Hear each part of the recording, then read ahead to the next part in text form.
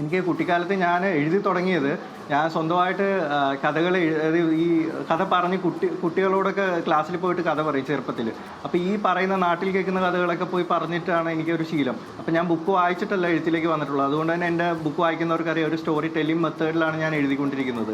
പിന്നീട് അതിന് ശേഷമാണ് ഞാൻ 7ാം ക്ലാസ്സിൽ പഠിക്കുമ്പോഴാണ് വായന തുടങ്ങുന്നത്. അപ്പോൾ എൻ്റെ ബേസിക്കലി നമ്മൾ ആദ്യമേ ചെല്ലുമ്പോൾ വായിക്കുന്ന കോട്ടയം പുഷ്പ സാറ്, ബാറ്റൺ ബോസ് അങ്ങനെയുള്ള ആൾക്കാരെ ഞാൻ വായിച്ചിട്ടുണ്ട്. അതിനുശേഷം മാധവിക്കുട്ടി മാഡത്തിലേക്കും വൈക്കം മുഹമ്മദ് ബഷീർ സാറ്, പിന്നെ OV വിജയൻ സാറിലേക്കൊക്കെ ഞാൻ എത്തുന്നത് അതിന് ശേഷമാണ്. ഈ പറഞ്ഞിട്ടുള്ള ഫസ്റ്റ് സ്റ്റെപ്പ് ഉണ്ടല്ലോ, എൻ്റെ ഫസ്റ്റ് സ്റ്റെപ്പായിരുന്നു ഈ പറഞ്ഞിട്ടുള്ള കോട്ടയം പുഷ്പ സാറും ബാറ്റമോൺ സാറും ഏറ്റുമാനൂർ ശിവകുമാർ സാറും ഒക്കെ എൻ്റെ ഫസ്റ്റ് സ്റ്റെപ്പായിരുന്നു. അപ്പം ഇപ്പോൾ ഉള്ള കുട്ടികൾക്ക് ഇപ്പോൾ ഓക്കെ എന്നെ ഭയങ്കരമായിട്ട് നിലവാരം കുറച്ച് കാണുന്നുണ്ട്. പക്ഷേ അവരുടെ first step Ram care of Anandi അല്ലെങ്കിൽ എൻ്റെ ഏതെങ്കിലും പുസ്തകമാകുന്നുണ്ട്. അപ്പോൾ എൻ്റെ വായന ഇപ്പോൾ എന്ന് പറയുന്നത് ഇപ്പോൾ ലേറ്റസ്റ്റ് വായിച്ചിട്ടുള്ള ഹരീഷ് സാറിൻ്റെ പട്ടുനൂൽപ്പുഴുവാണ്.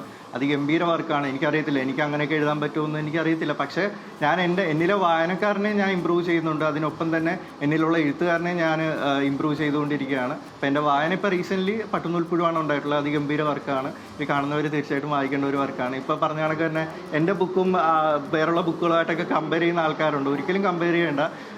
അതിൽ വേറെ ലെവൽ ബുക്കുകളാണ് നമ്മുടെ മലയാള സാഹിത്യത്തിലുള്ളത്. അപ്പോൾ പിള്ളേർ വായിച്ചോട്ടെ, സ്റ്റാർട്ടറായിട്ട് ഇത് ഉപയോഗിച്ചോട്ടെ, അതിനുശേഷം അവരെത്തും എന്നുള്ളൊരിത് മാത്രമേ ഉള്ളൂ.